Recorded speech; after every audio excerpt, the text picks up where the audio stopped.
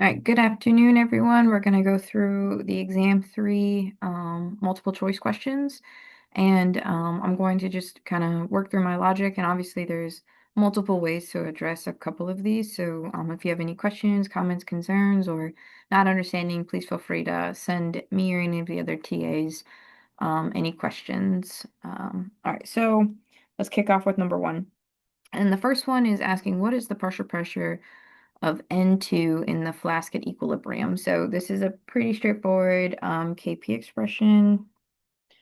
So I always start with the expression first, so that way I can just kind of like fill in the values as I go. All right, so N squared is what I'm looking for, so that's my unknown. 3BR squared, so B squared cubed.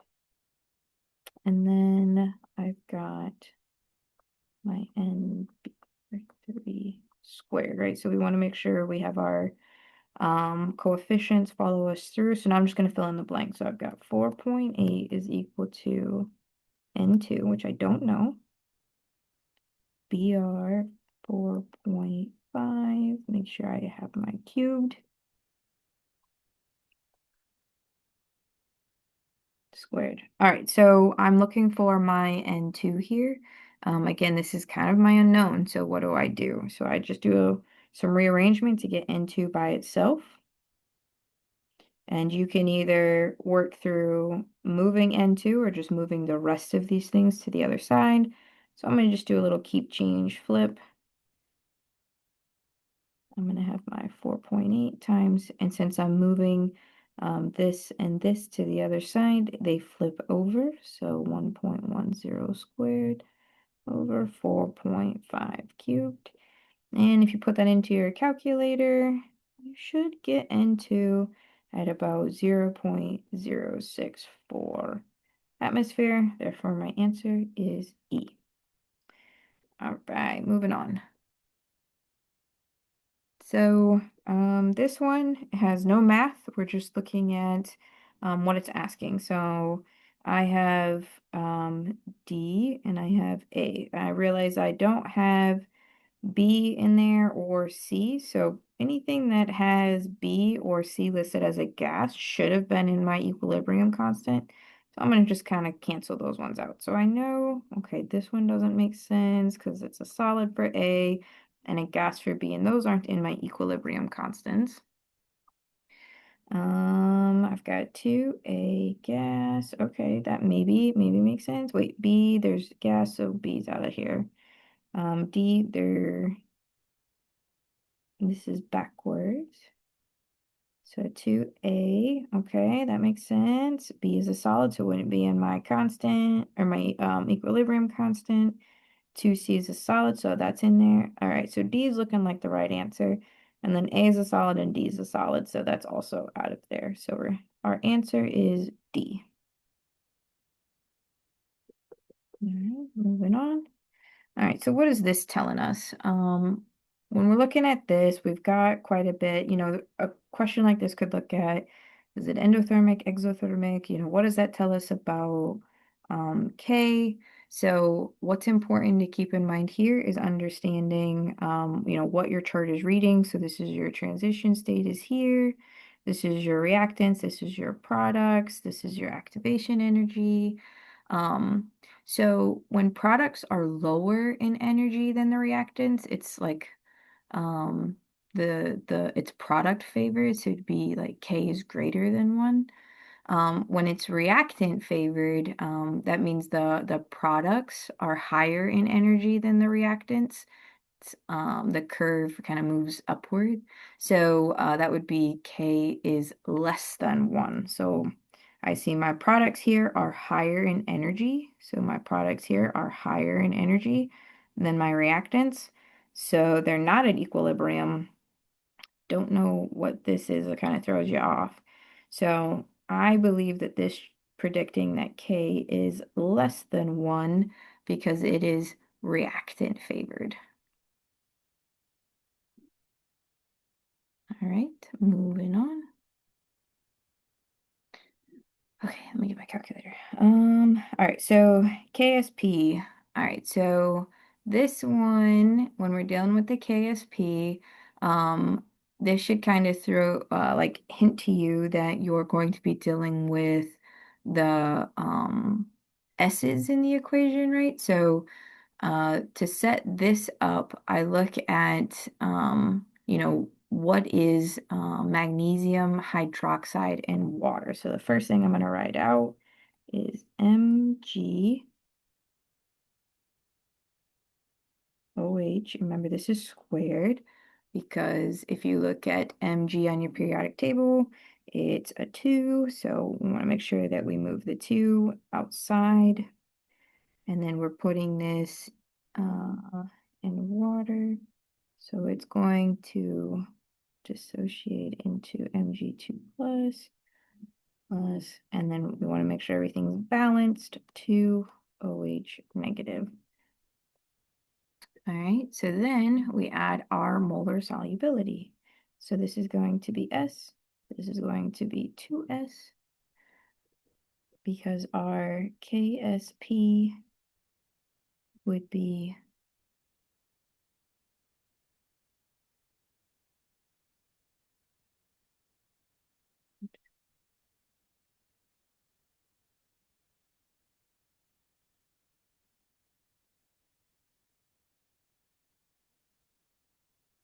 all right, so I was given my KSP right here, so I'm going to just fill in my blanks. 5.61 times 10 to the negative 12 is equal to S. Want to make sure we bring down our square because this is from our constant right here. So we want to make sure we keep our squared. So doing a little math, this ends up being 5.61 times 10 to the negative 12. And you make sure you're squaring this, right? So that ends up being 4s cubed. So that's key right there. And then you're going to put that KSP value into your calculator and make sure you cube root it. And that should equal right around 1.12 times 10 to the negative 4 equals S. So my answer should be A. Oops. Moving on.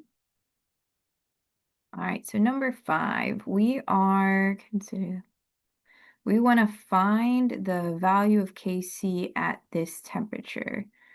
So this is saying, can you use stoichiometry to find the equilibrium concentrations and then plug that into your Kc value? So we're already given a balanced equation, so that's great. We're given some starting concentrations.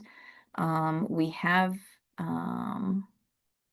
we have our concentration. Okay, so this means that I'm going to just write down what I know to keep it all together. So I've got NO is equal to 0.50. I've got my Cl2 equal to the same.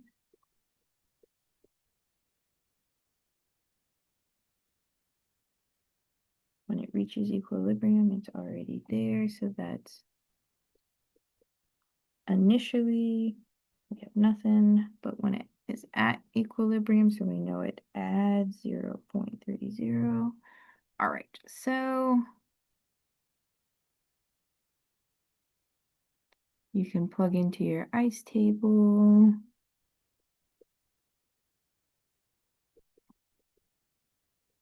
What is the value of Kc at this temperature? So write down my constants, NO Cl squared over NO squared.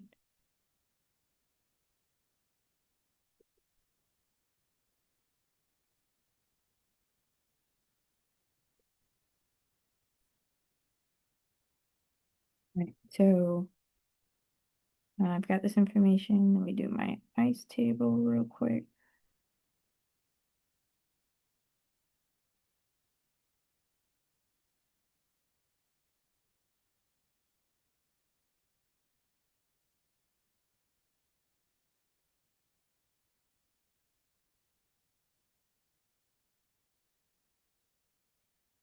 make sure you do minus 2x because you have a 2 for your NO column, minus x, and then now we know we're adding, since we have 2x to our NOCl column. So for our E, minus 2x minus x, this is just 2x. So we were told the equilibrium information already for NOCl. So we know that that's equal to 2x. So our x value is 0.15. So I can just add that back to my equilibrium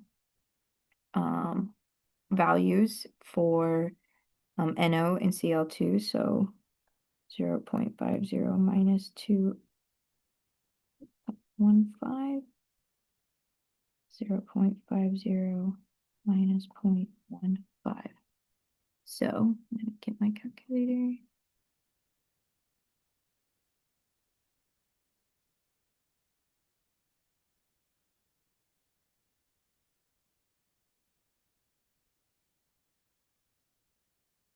Excellent. So now we can just put that right into our expression. So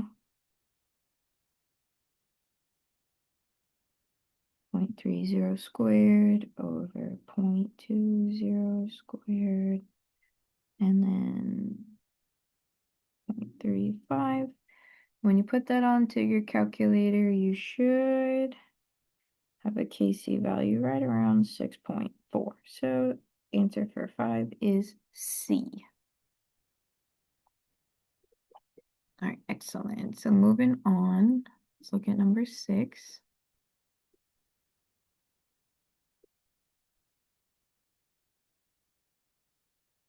All right, so consider the endothermic reaction, which the following actions will increase the value of Kp. All right, so what actions increase Kp for an endothermic reaction? So what this is really saying is what changes the actual value of the equilibrium constant, not just the direction of the shift, right? So the only thing that changes K is temperature. Um, so the the answer, right away that you can look at this is A, increasing the temperature. Let's see.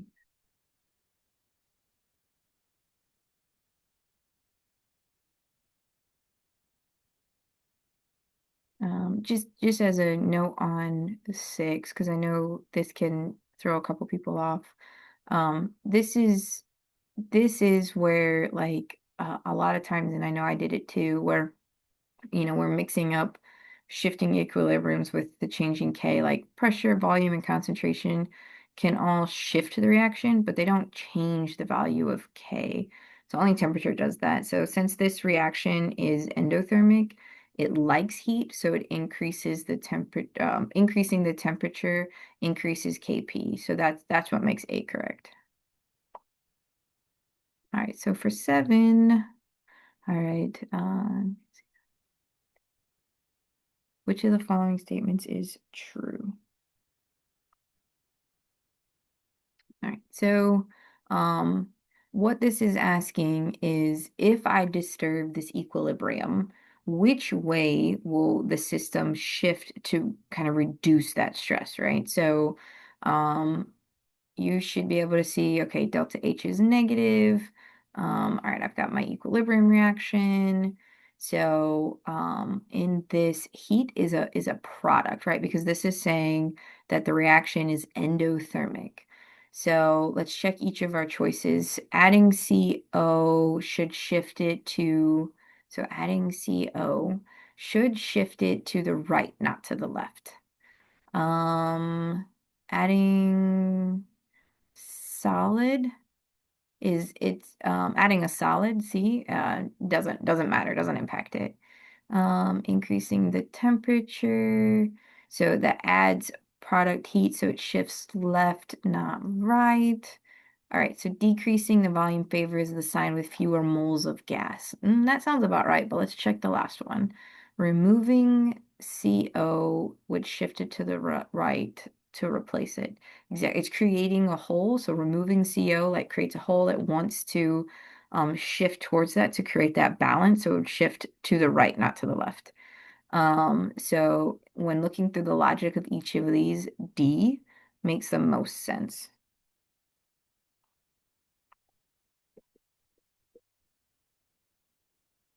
All right, so we can also count the moles. So the left side has 2 moles, the right side has 1 mole plus a solid. So decreasing volume favors the side with fewer moles of gas. So again, that shifts it to the right. All right, let's move on. 8. All right, place the following solutions in order of increasing pH. Increasing pH. Assuming all solutions are 0.10 molar. Okay, all right. So what is this saying? Um, all right, so what this is asking us is can you rank the acids, strong acids, weak bases, strong bases from lowest pH to highest pH? So some of these you should have memorized from your list. All right. And some of it's on your exam information sheet. So again, always make sure you have the 7 strong acids and bases memorized, and then that you also use your exam information sheet to your benefit. All right, so HCl, we know that that's a strong acid. HClO, right? Just HClO, not HCl2. HClO is a weak acid. Um, CH3NH2 is a weak base. And then NaOH, again, we should have this memorized, is a strong base. So increasing pH means lowest to highest. So just basically off of knowing what you know when it comes to um, pHs and then knowing your acids and bases, you should be able to put these in order. So that would be A.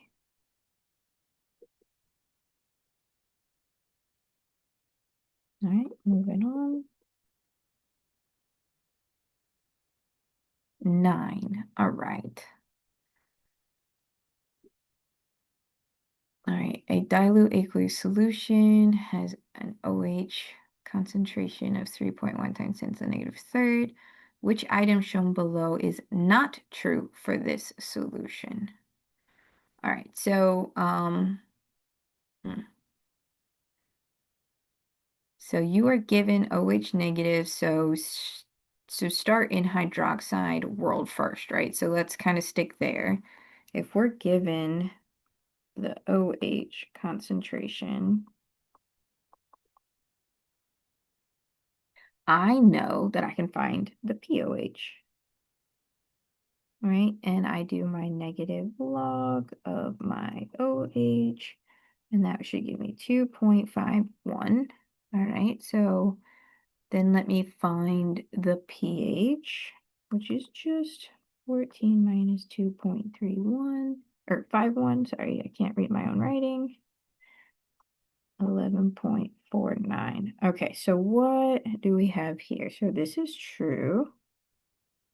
This is true. H3O, we know that this is a basic solution because, oh, we can do our KW constant. So we can find our H3O plus by doing my KW value, which is 1.0 times 10 to the negative 14th, over my OH value, which was 3.1 times 10 to the negative third. So that gives me 3.2 times 10 to the negative 12th. All right, so clearly OH is greater than H3. So this is true. This was true. So that leaves us with E as our answer that is not true for this question. All right, for 10, what is the pH of 0.5 HIO? Okay, so this is asking, can you set up a weak acid equilibrium and solve for H plus and then convert it to pH, right? So we got a couple steps we're gonna go here. All right, so I would solve this by doing a Ka value. Well, I guess first, if you don't know, you want to make sure that you know that you've got. All right, so that should be in the back of your mind. All right, so my Ka,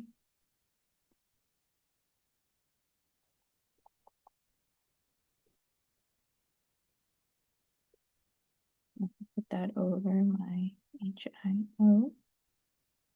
Okay, and let me get my ice table set up.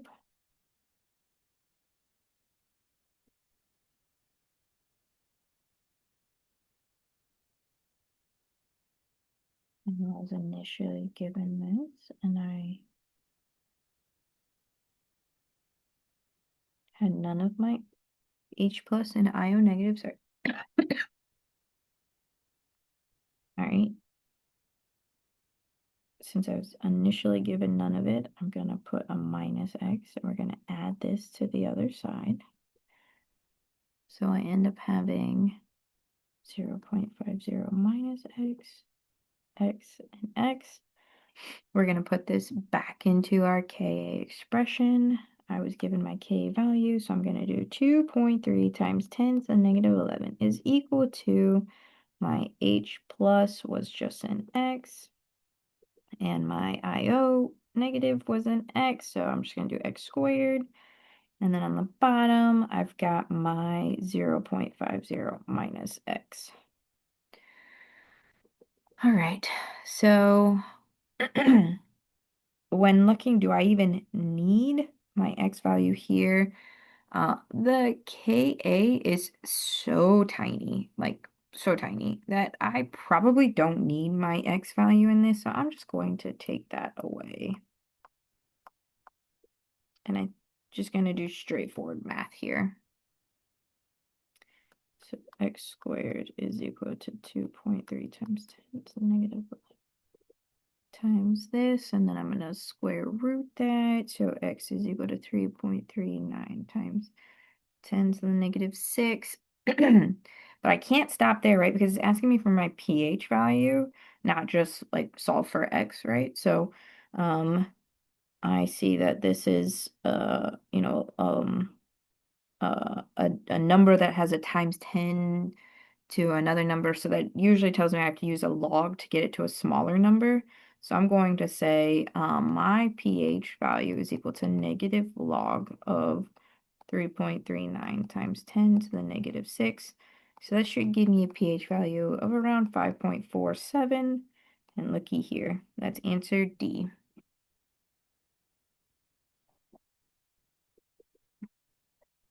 All right, so for 11, all right, 0.35 molar solution of base has a pH of 9.44. What is the KB for this base? All right, so it's giving me a pH, but it's asking me for KB. So can you go backwards from a pH value to the hydroxide concentration and then use that to find KB, right? So some of you have gone to the office hours and we worked through that square of like, if given pH, how do I get to KB? And that's really what this is asking. So first I'm going to convert my pH to POH. Uh-oh. All right, so I do 14 minus my pH, 9.44. So my POH ends up being 4.56. All right. So now that I have my POH, what do I do with that? So to find my OH, I'm going to do 10 to the negative 4.56. So that should give me 2.75 times 10 to the negative fifth. So that's X. So, if you rounded, you might think, oh, I'm done there, and my answer is D. But that's not the case here. So we need to make sure that, so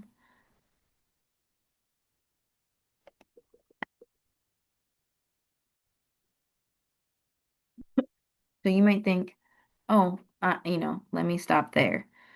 But that just gave you the value of X. So we need to make sure that we know, use all the information that's been given to us.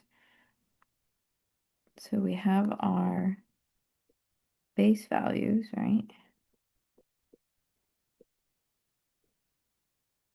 We know that a KB expression would be X squared. And we have our initial. We found X already, right? So KB is equal to 2.75 times 10 to the negative fifth squared over 0.35. Again, our X is pretty small, so we're not going to add that to the bottom. So if you do the math on that, you should have a KB expression that comes out to around 2.2 times 10 to the negative 9. So your answer is A. So just make sure that you don't stop halfway through. So the trick here is that the pH is not directly useful for KB, right? You have to convert pH to pOH, then pOH to the hydroxide concentration. But again, we're not done there.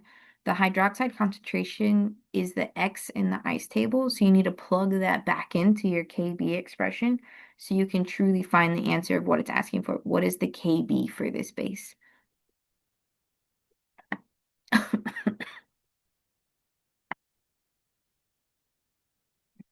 Move on. So the answer for that one was A. Determine the percent ionization of HXO squared if a 0.10 molar solution was given of HXO2 and the pH of 3.75. All right, so this is just saying, can you figure out how much acid ionized compared to how much you started with? So percent ionization just means amount ionized over initial amount, and then you times that by 100 to get your percentage. So I was given this, so it's amount ionized over your initial amount times 100. So for here, I was given pH of 3.75, so I'm going to do 10 to the negative 3.75. That should give me 1.78 times 10 to the negative 4. So this is the amount ionized here. My initial concentration was already given to me here, so I'm just going to do 1.78 times 10 to the negative 4 over 0.10. Times that by 100, and I should get roughly 0.170 or 0.18%. So that gives me answer C.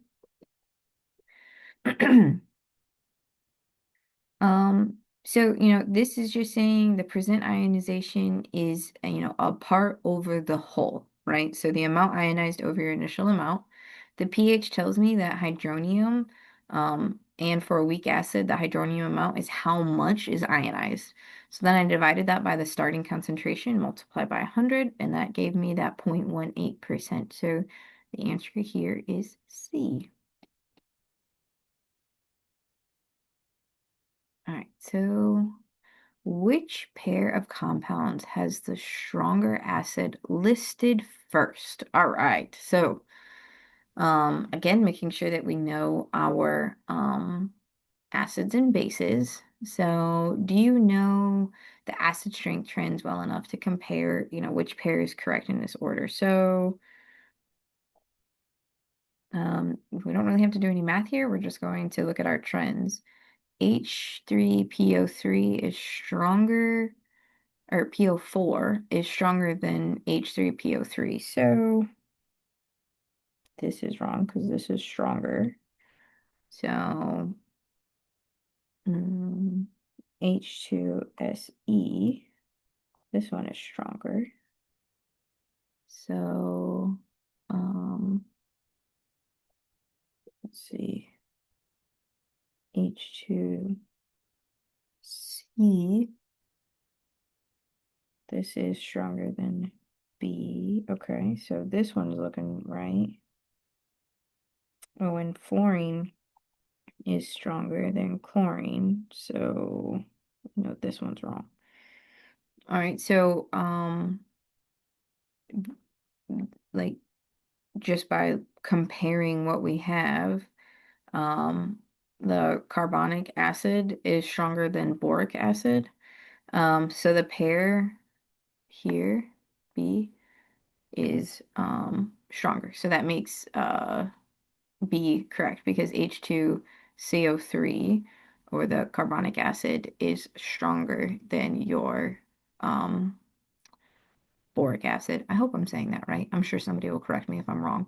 But you can also just look at the differences and compare your C and B on the um, periodic table and see that C is stronger than B. And which you can do here too with your chlorine and your fluorine. Again, fluorine is the most electronegative. It's um, this is, you can also look at the inductive effect, inductive effect, um, and just compare the two. Fluorine is stronger than chlorine. So that rules out D. All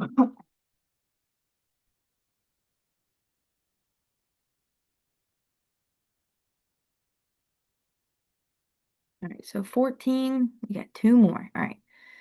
So 14, the weak base B is the KB value of this. Consider the statements 1, 2, and 3 as they relate to the compound and decide which statement is true or which statements are true. All right, so um, we're given the Ka for the conjugate acid of B. Okay. We know that finding if we're given the KB and we want to find the Ka, we have to use the Kw expression. So this is looking pretty good because Kw is 1.0 times 10 to the negative 14th. And we were given the KB, and that's how we find Ka. So this is looking pretty good. I think this is true. All right, so then we're looking at the second one, KB for B. All right, this doesn't look correct. Oh, wait, let me do the math. If I type it in properly, maybe it would be correct. All right, so we're going to do 3.2 times 10 to the negative 4.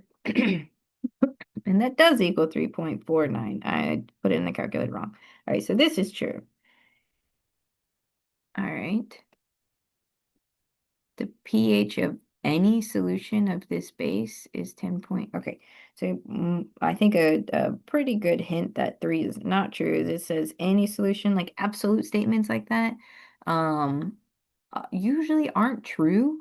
But this is false because the pH of the solution depends on the concentration too. So you cannot know the pH of any solution based on the KB alone. So that one's definitely false. So then that's not true, that's not true, that's not true, that's not true. So B is our only answer. So statements 1 and 2 are correct. All right, last one. Consider the following reaction. And we don't know our K. Okay, so what is the question really asking us? So which base in the reaction is strongest? And then does the equilibrium favor reactants or products? All right, so this is where I think there's a couple ways to approach this. I think honestly, what I would do is just compare on the exam information sheet the relative strengths. Like on the second page of it, you're given a chart. And you can see that like H3, HCO3 minus, so this one is above CO2, CO3 2 minus on the chart. So that means that this one is a stronger base. And you literally just compare the two on your exam information sheet to see. So then so acid-base equilibrium favor, you know, um, formation of the weaker acid and weaker base. So since this reaction goes from a stronger base, the CO3 2 minus, to a weaker base, this one's the weaker base, um, then the products are favored here, right? So it wants to go from the stronger to the weaker.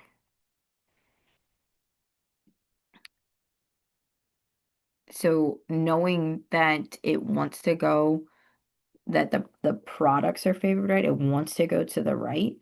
We know that we're looking for K is greater than 1 because that means that your product favored. All right, so just knowing this information, we'll go through and check out what is true here. So we know that this is not true. SO4 2 minus is the strongest base. Nope, because we determined that CO3 2 minus is the strongest base. SO4 2 minus is the strongest base in the reaction. We also determined that that's not true. CO3 2 minus is the strongest base. Sure, we agree that that's true. But is the reaction K greater than 1 or K less than 1? We determine that this is product favored because it goes from the stronger to the weaker side, making it a forward reaction, meaning that K is less than 1. So we're looking for K is less than 1 in each of our answers. So this is K is less than 1, this is K is less than 1, K is less than 1. So we can get rid of D, we can get rid of E, we can get rid of A just based on the K values. But also we determined that CO3 2 minus is the strongest base. So that leads me to believe that C is our answer.